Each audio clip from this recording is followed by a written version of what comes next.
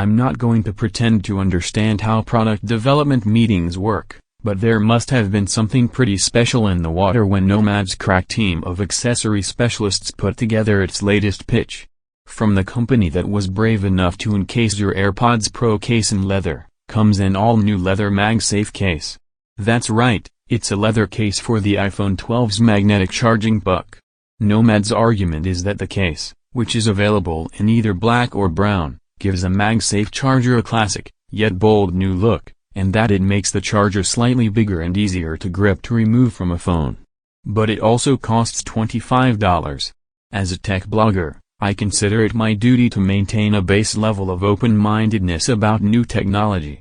But I also reserve the right in exceptional circumstances to point out when something seems just plain silly, and encasing a charging puck in leather is one of those moments.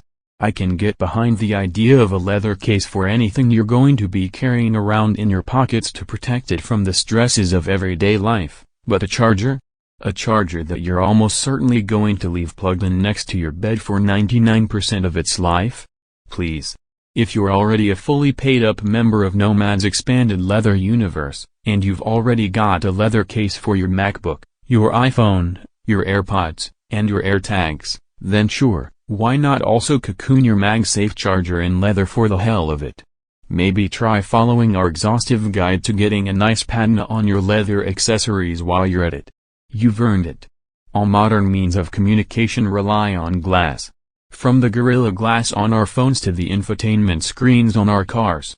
But when I think of the internet I think of 5G, Starlink satellites, and Wi-Fi, and I never think about the 750,000 miles of fiber optic cables currently running under our oceans, the tiny strands of glass that carry all of our photos, emails, and video chats. It is through these hair-thin strands of fiber that we are able to instantly communicate to almost anyone, anywhere, and it all relies on a 5,000-year-old technology.